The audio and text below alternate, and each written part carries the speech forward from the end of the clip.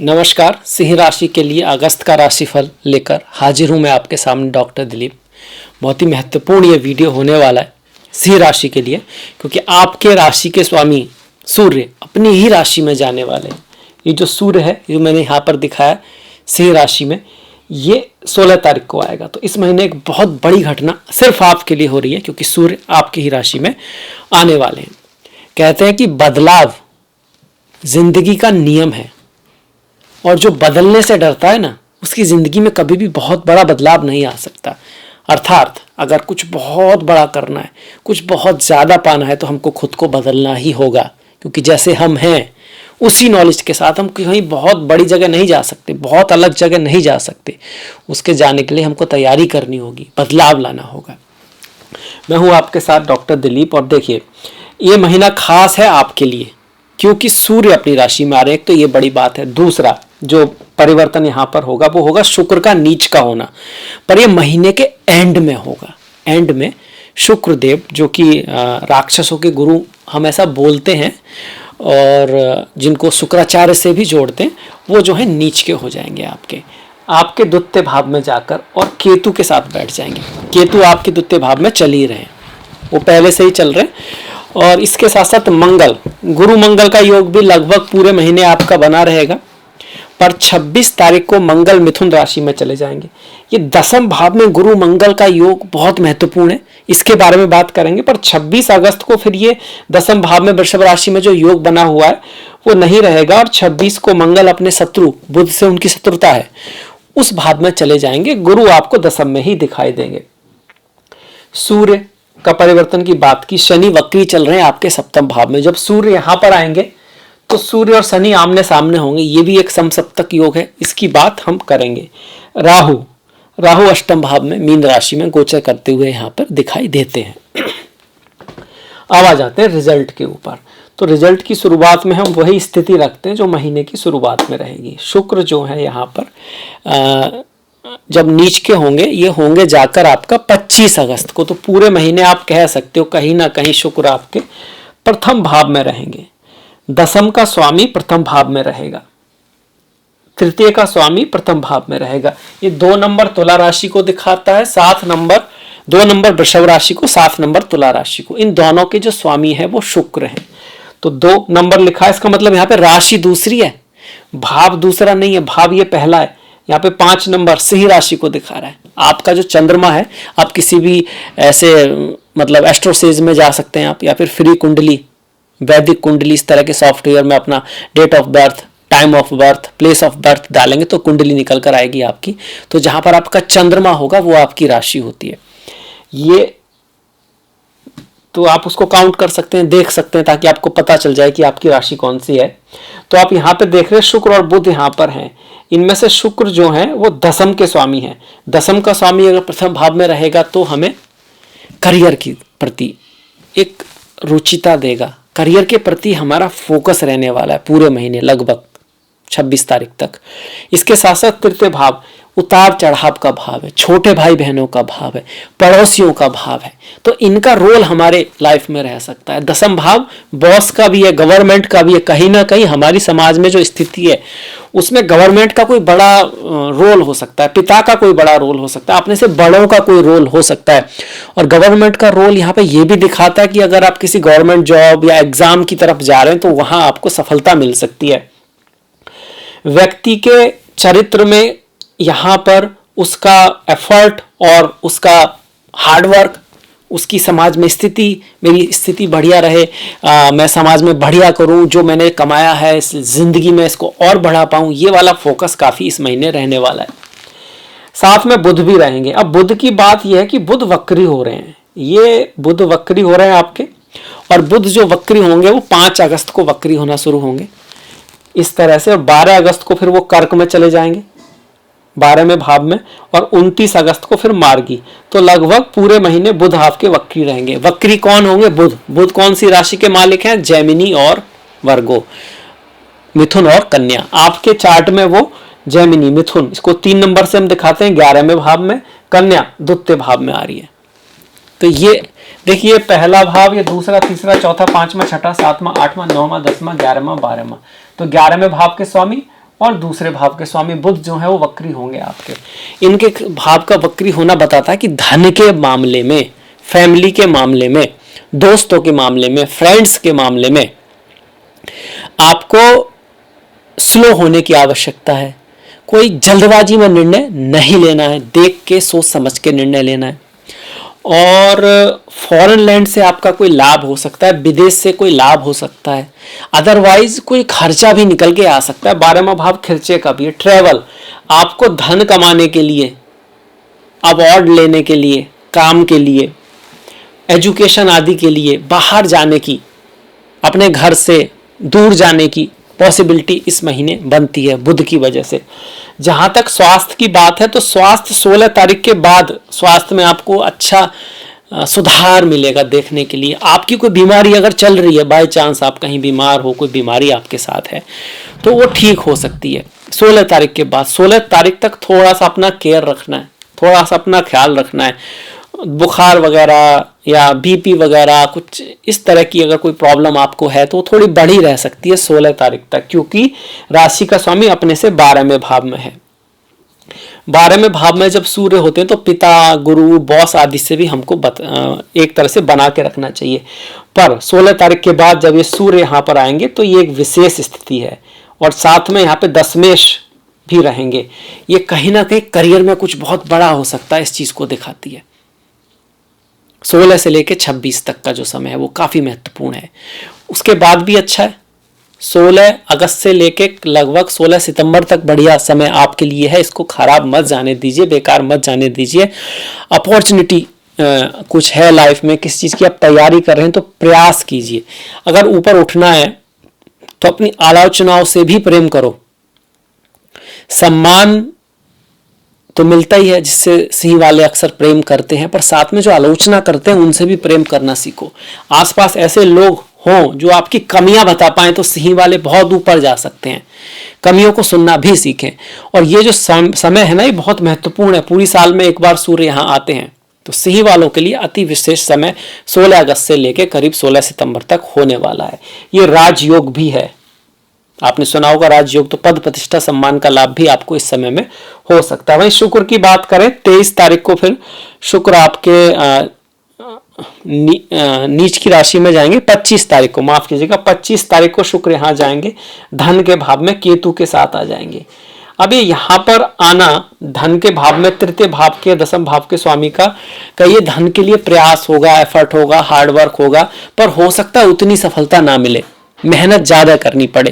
केतु के साथ शुक्र का आना आपके प्रेम जीवन जो है वहां पर थोड़ा सा मनमुटाव, मतभेद होने की संभावना दिखाता है। खासकर फैमिली, ये प्रेम की जब बात आए हम लोग सोचते हैं कि भाई पत्नी या पति के बीच में, वो तो है ही शुक्र, पर ये द्वितीय भाव है। द्वितीय भाव आपके माता पिता, भाई बहन, जिस परिवार में आप बड़े हुए हो वहां पर कुछ उतार चढ़ाव आने की संभावना यहाँ पर दिखती है इस शुक्र और केतु के योग की वजह से। वाणी का विशेष ध्यान रखें। केतु जहां पर बैठे हैं वहां पर समर्पण करना, चीजों में बहुत ज्यादा प्रयास ना करके जो है उसको कहीं ना कहीं कह सकते हो कि जा विधि राखे राम ताय विधि रहिए, सीताराम सीताराम सीताराम कहिए। कई बार ऐसी चीजें होती हैं जो हाँ हमको एक्सेप्ट कर लेना ही सबसे बेस्ट होता है। वहां पर एक्सेप्ट करके उसके बाद ग्रेटिट्यूड में रहना ही सबसे बेस्ट होता है, क्योंकि वही हमारे लिए सबसे बढ़िया है जो ईश्वर ने हमें दिया है। कहीं ना कहीं केतु जहां भी होते हैं वहां यही दिखा रहे, धन के मामले में, फैमिली के मामले में, वाणी के मामले में हमको थोड़ा एक्सेप्टेंस, समर्पण लाना चाहिए, ये हमारे सितारे यहाँ पर कहते हैं। और वहां पर कोई बहुत बड़ा कह सकते हैं एग्रेशन में आके कोई निर्णय नहीं लेना है, भावुक होके कोई निर्णय नहीं लेना है, समझदारी से निर्णय लेना है और अपनी जो रेस्पॉन्सिबिलिटी है उसको पूरा करना है।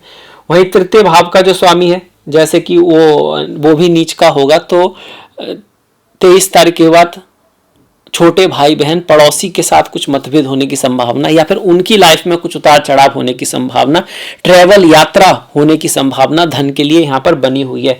चौथा भाव जो कि घर, गाड़ी, भूमि, वाहन, बंगला, राजगद्दी का भी है। चौथा भाव पब्लिक सपोर्ट का भी है।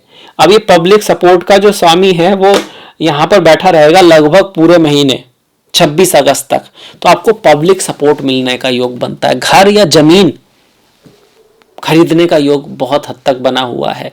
23 तारीख तक, 25 तारीख का कहेंगे, गाड़ी खरीदने का भी योग है। तो गाड़ी के लिए 2, 9, 19, 23 ये तारीखें बहुत शुभ हैं। और प्रॉपर्टी के लिए 4, 5, 15, 23, 28, 29 ये जो तारीखें हैं शुभ यहाँ पे निकल कर आती हैं। अब ये जो चौथे भाव का स्वामी है, फिर बाद में एकादश भाव में चले जाएंगे मंगल 26 तारीख को। तो 26 तारीख के बाद माता के स्वास्थ्य में कुछ उतार चढ़ाव रह सकता है। इनकम तो जरूर कहीं ना कहीं से आएगी, पर घर का जो एटमॉस्फेयर है वो थोड़ा सा कह सकते हैं उसमें कुछ मतभेद हो सकते हैं, किसी बात को लेकर बहस हो सकती है, आपके किसी मित्र से मुलाकात हो सकती है, आपके कोई पुराने मित्र से मुलाकात होने का योग भी यहाँ बनता है। किसी पुराने दोस्त से मुलाकात होने का, फ्रेंड से मुलाकात होने का योग जो है महीने के एंड में बना हुआ है। भाग्य के लिए ये जो महीना है अगर हम देखें तो बहुत बढ़िया है। अगस्त का महीना बहुत बढ़िया है, सितंबर का महीना भी किसी हद तक बहुत अच्छा है, क्योंकि भाग्येश मंगल की 2 राशियां हैं, मेष और वृश्चिक, एक आपके अष्टम भाव में, एक आपके नवम भाव में बैठी है। तो नवमेश पहले यहाँ पर रहेंगे दसम भाव में, फिर एकादश में जाएंगे। ये जो कंडीशन है कि नवमेश का दसम में एकादश में आना, दोनों ही शुभ हैं, दोनों ही अच्छी हैं। शनि की बात कर लेते हैं। शनि वक्री चल रहे हैं, सप्तम भाव में है। रिश्तों में थोड़ा टेंशन तो जरूर चल रहा है। अदर पार्टी, पार्टनर, दूसरे लोगों के साथ एक रेस्पॉन्सिबिलिटी कुछ ज्यादा आ रही है, रिजल्ट कुछ खास आ नहीं रहा, ये है। ये सब चलता रहेगा, पर जो शनि वक्री हुए हैं वो दिखा रहे हैं कि आपको पुराने पार्टनर, पुराने दोस्त, कोई पुरानी अपॉर्चुनिटी, किसी पुराने फ्रेंड्स की वजह से कोई लाभ रह सकता है। आपकी कोई पुरानी बीमारी खत्म हो सकती है, कोई कोर्ट केस आदि चल रहा है तो उसमें आपको विजय मिल सकती है। इस तरह के योग यहाँ शनि बना रहे हैं। इसके साथ साथ भाग्य में थोड़ी स्लोनेस तो रहेगी, आपके अंदर भी एक टकराव रह सकता है अथॉरिटी के साथ, गुरु के साथ, बड़ों के साथ, और ये सही नहीं है। इस चीज को अगर आप अंडर कहीं तरह से कंट्रोल कर लेते हैं, इस कि भाई आप अपने से बड़ों से थोड़ा बना के रख पाते हैं, तो 16 तारीख के बाद जब सूर्य का परिवर्तन होगा, शनि सामने होंगे, तो फिर आपको लाभ हो सकता है। तो फिर ये राजयोग बन गया एक तरह से कि भैया 2 केंद्र के स्वामी एक दूसरे से देख रहे हैं, एक दूसरे को देख रहे हैं, तो आपके जीवन में कोई प्लेटफॉर्म नया बन के आ सकता है, कुछ बदलाव आ सकते हैं, कुछ चेंज आ सकते हैं। पर इस संघर्ष की स्थिति में, मतलब कोई ऐसा काम हो जहां आपको थोड़ा सा पेशेंस दिखाना हो, कुछ अकम्प्लिश करके दिखाना है, और उसके बाद फिर आपको कुछ कहा जाए कि हाँ भाई बहुत बढ़िया हुआ, बहुत अच्छा हुआ, कुछ ऐसी स्थिति बनने की मतलब यहाँ पे बनती हुई दिखाई देती है इस महीने। राहु पे जाते हैं। इससे पहले पंचम भाव का जो स्वामी है गुरु, वो पहले गुरु मंगल के साथ में रहेगा, तो प्रेम में कहीं ना कहीं आकर्षण रहेगा आपका। प्रेम के मामले में एजुकेशन के लिए भी ये अच्छा है।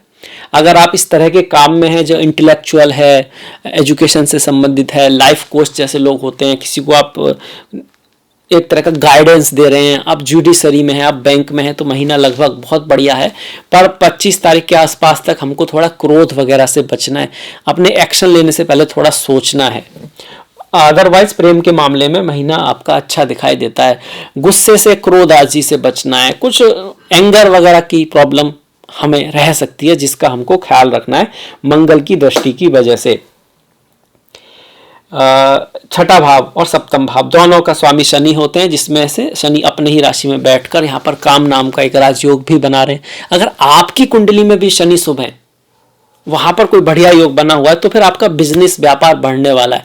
हालांकि वो व्यापार जिस तरह से बढ़ेगा उसमें आपको एक्स्ट्रा प्रेशर लगाना, एक्स्ट्रा काम करना, थोड़ा मेहनत का बढ़ जाना, कहीं ना कहीं थकावट का होना, और रिश्तों में कुछ ना कुछ ड्राइनेस का होना, पर स्टिल काम बढ़ेगा, रिस्पॉन्सिबिलिटी बढ़ेगी और थोड़ा बहुत इनकम भी बढ़ेगी। इनकम उस हिसाब से थोड़ी कम बढ़ेगी, पर अल्टीमेटली प्रोग्रेस को दिखाता है, एजुकेशन को दिखाता है, सीखने को दिखाता है। जब हम सीखते हैं फिर बाद में उसे हम लाइफ में यूज करते हैं। देखिए, कोई किताब पढ़ी तो आपने बुकिश नॉलेज ली, पर फिर जब उसको आप इस्तेमाल करोगे तब फिर आप उससे कुछ सीखोगे, और जब इस्तेमाल करोगे तो कुछ गलतियां भी होंगी, उस तरह से का, उस गलतियों से आप ये भी कहोगे यार ये ठीक नहीं हुआ, पर वो जो शिक्षा आपको मिलने वाली है उससे फिर वो अगली बार जब वो सिचुएशन आएगी तो वो आपको लाभ देगी। यही यहाँ पे शनि सिखा रहे हैं। सप्तम भाव में शनि बहुत बुरे नहीं माने जाते अपनी राशि में, बस रिश्तों में थोड़ी ध्यान लगा कर, रही मन धागा प्रेम का मत तोड़े चटकाए, जोड़े ते फिर ना जोड़े जुड़े गांठ पड़ जाए। बुद्धिमान व्यक्ति दूसरों पर हंसता कभी नहीं है, क्योंकि उसको अपने पर ही हंसने से समय नहीं मिलता। वो अपनी कमियां सुधारता है, पहले अपनी तो सुधार लें, दूसरों को तो तब सुधारेंगे।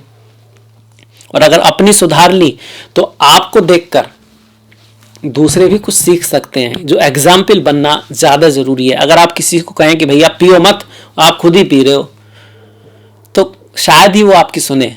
और अगर आप खुद नहीं पीते, आपकी हेल्थ बहुत बढ़िया है और आप अपने काम पे बहुत फोकस रखते हो, आप बहुत बुद्धिमान हो, तो आप शायद उसको सुधारो भी ना, आपके आसपास भी अगर वो व्यक्ति आएगा आपको देखेगा तो हो सकता है कि वो चाहे कि मुझे इनके जैसा बनना है। तो be a example in life ज़्यादा ज़रूरी है, ना कि दूसरों को सुधारो। अपने को ही बेहतर बनाना सबसे बेस्ट ऑप्शन है।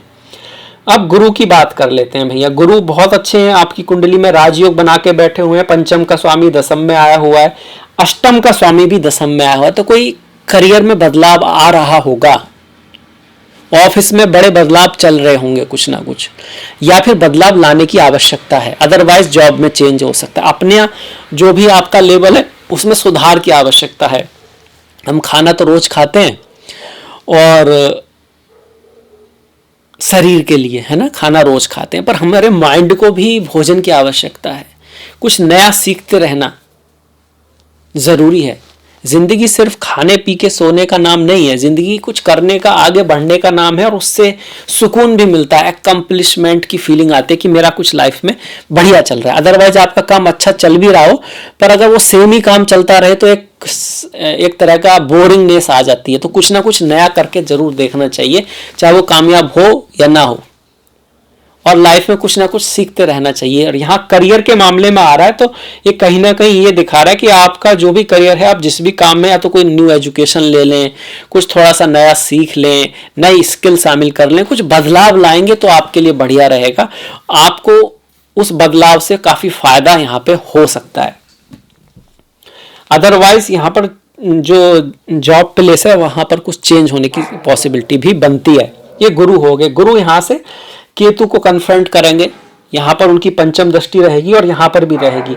तो धन के भाव में गुरु की ब्लेसिंग रहेगी। फैमिली में कुछ उतार चढ़ाव जरूर रहेंगे, कुछ बहुत ज्यादा बिगड़ेगा नहीं इस गुरु की दृष्टि की वजह से।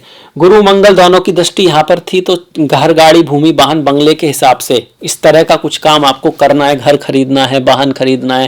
हालांकि ये कोई सडन तो निर्णय होते नहीं है, पहले से आपकी तैयारी चल रही होगी, पर यह समय कहीं ना कहीं शुभ है जो गुरु की दृष्टि पड़ी हुई है। साथ में दशा महादशा देखना जरूरी है।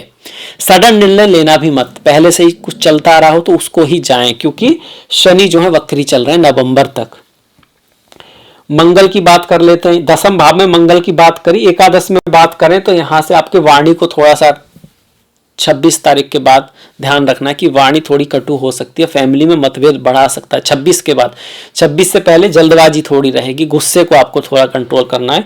और 26 के बाद वाणी का थोड़ा ज्यादा ध्यान रखना है। शत्रुओं को परास्त करने में अच्छा रहेगा। और प्रेम जीवन में हमको इस बात का ध्यान रखना है कि भाई ज्यादा अधैर्यता नहीं होनी है, डिसिप्लिन का ध्यान रखना है, चीजों में धैर्य रखना है। तो प्रेम जीवन के लिए भी महीना आपका बढ़िया रहने वाला। सारे ग्रह सारे भाव हमने देख लिए। अब ये बुध जो है ना, बकरी जो है, इस बात को हम पहले भी कहते, अब भी कह रहे हैं फिर से कि भाई वाणी को ध्यान रखना है। धन के मामले में कोई भी बड़ा निर्णय आवेश में आके नहीं लेना है।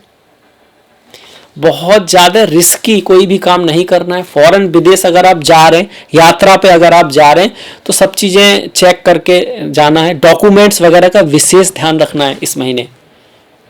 डॉक्यूमेंट्स कोई साइन करना होता है, कोई चीज़ कहीं कोई बिल होता है, ये सारी चीज़ें, वहाँ कुछ उतार चढ़ाव हो सकता है, कोई गलती हो सकती है। या सोशल साइट पे अगर आप किसी तरह का कम्युनिकेशन करते हो तो उसमें भी हमको थोड़ा सा धैर्य की आवश्यकता यहाँ पे रहेगी। इसके बाद बढ़ जाते हैं त्योहारों की तरफ। देखिए त्योहारों की अगर हम बात करें तो 6 तारीख को हरियाली तीज है, 9 तारीख को नाग पंचमी है। जिनकी कुंडली में काल सर्प योग, काल अमृत योग आदि होते हैं तो वो उनके लिए दिन महत्वपूर्ण होता है, या किसी का पंचमी को जन्म होता है उसको भी नाग पंचमी की पूजा करना, भगवान शिव की आराधना करना अच्छा माना गया है। 15 तारीख को इंडिपेंडेंस डे है, 19 का रक्षाबंधन है। रक्षाबंधन हमेशा पूर्णिमा को ही होता है। 26 की जन्माष्टमी है, 22 की कजारी तीज है। तो जन्माष्टमी की आपको सभी को बधाइयाँ हो। ओम नमो भगवते वासुदेवाय, ओम नमो नारायणाय। भगवान कृष्ण के जीवन से हम बहुत कुछ सीख सकते हैं। गीता को सुनना जन्माष्टमी के दिन बहुत ही बढ़िया रहेगा। किसी भी अध्याय को आप पढ़ सकते हो, खास करके दूसरा अध्याय, 10वां अध्याय बहुत महत्वपूर्ण है। 7वां अध्याय भी बड़ा खूबसूरत है। 16 तारीख को श्रावण पुत्रदा एकादशी है, 29 को अजा एकादशी है, 4 को श्रावण अमावस्या है और 19 को श्रावण पूर्णिमा है। 1 और 7 को प्रदोष व्रत है आपका, और 2 तारीख को शिवरात्रि है। चिदानंद रूपा शिवोहम शिवोहम, ओम नमः शिवाय। 22 की संकष्टी और 16 को सिंहा संक्रांति है। तो ये थे हमारे इस महीने के त्योहार। अब इसी के साथ मैं आपसे विदा लेता हूँ। अगर आप पहली बार इस चैनल पर हैं और आपको पसंद आया तो सब्सक्राइब ज़रूर कीजिएगा, कमेंट कीजिएगा कैसा लगा, क्या कमियां रहीं, और घंटी वाला जो बटन है, आइकॉन है, उसको आप दबा सकते हैं ताकि आपको इस तरह के जो वीडियो हैं उनका नोटिफिकेशन मिल सके। आपने अंत तक वीडियो देखा, इसके लिए आपका बहुत बहुत धन्यवाद। नमस्कार।